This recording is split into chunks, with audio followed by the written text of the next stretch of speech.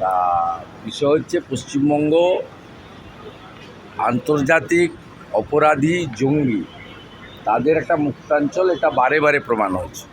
এটা সিপিএম করতো, মমতা ব্যানার্জি করছে। মমতা ব্যানার্জি নিজে দেশবিরোধী কাজের সঙ্গে যুক্ত, মানে রাষ্ট্র বিরোধী একটি রাজ্য সরকার থাকার জন্য তাদের পুলিশকে কার্যত পার্টির ক্যাডারে পরিণত করে পুলিশের যে নিজস্ব ফাংশনিং আছে সেটা করতে না দেওয়ার কারণে পশ্চিমবঙ্গের আজকে এই অবস্থা হয়েছে। কাঁথি আমার হোম টাউন, জানেন, আমি এটা জেনেছি অনেক আগেই সকালে।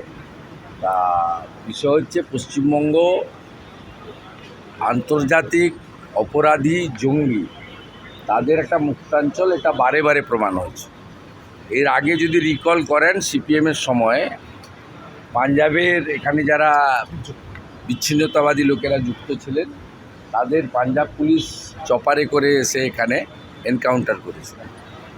পরবর্তীকালে বঙ্গবন্ধু মুজিবুর রহমানের দুজন ফাঁসির দণ্ডাদেশপ্রাপ্ত খুনি, একজন হাবড়াতে হোমিওপ্যাথি ডাক্তার হিসেবে দীর্ঘদিন ছিলেন, পরে তাকে এনআইএর সাহায্যে গ্রেপ্তার করা হয়। পরবর্তীকালে পার্স সার্কাস থেকে মাজেদকে গ্রেপ্তার করে ফাঁসি কার্যকর করে বাংলাদেশ সরকার। পার্স সার্কাস মানে কলকাতার একেবারে কেন্দ্রবিন্দুতে আছে, তিনি মাজেদ মাস্টার হিসেবে পরিচয় দিয়ে থাকেন।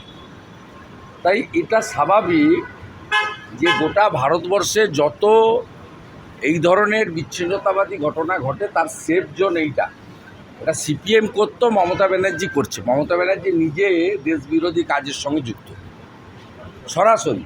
আপনার দিল্লিতে জাহাঙ্গীরপুরীতে যে হনুমান জয়ন্তীর দিন ঘটনা ঘটেছিল, তার মূল অভিযুক্ত ফিরোজ, যে আমাকে 2রা মে হলদিয়া এসডি অফিসে আমি যখন সার্টিফিকেট নিতে গেছিলাম পাথর ছোড়ায় অভিযুক্ত, এনআইএতে এখনও দিল্লির জেলে আছে, তার বাড়ি তমলুকের একটি গ্রামে।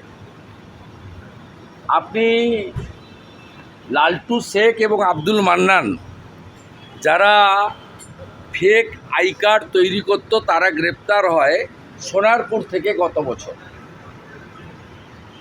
বছরে ঠিক একইভাবে ইন্দোরে যে সেক্স র্যাকেট পাওয়া যায় তাদের সঙ্গে বাংলাদেশের যোগ প্রমাণিত হয়। এইখানে মানে রাষ্ট্র বিরোধী একটি রাজ্য সরকার থাকার জন্য তাদের পুলিশকে কার্যত পার্টির ক্যাডারে পরিণত করে পুলিশের যে নিজস্ব ফাংশনিং আছে সেটা করতে না দেওয়ার কারণে পশ্চিমবঙ্গের আজকে এই অবস্থা হয়েছে। এই কারণে মমতা ব্যানার্জি 72টা জায়গায় বিএসএফকে জমি দেয়নি, যাতে কাঁটাতারের বেড়া না লাগানো না যায়। उसको तुरंत गिरफ्तार करना चाहिए और उसको हिरासत में डाल देना चाहिए till the completion of the election.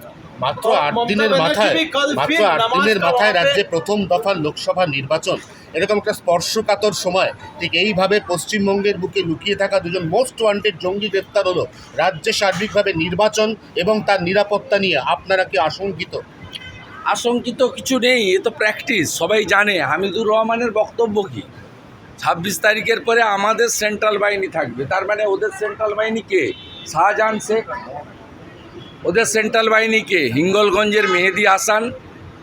ওদের সেন্ট্রাল বাহিনী কে? মিনাখার আয়ুব গাজী। ওদের সেন্ট্রাল বাহিনী কে?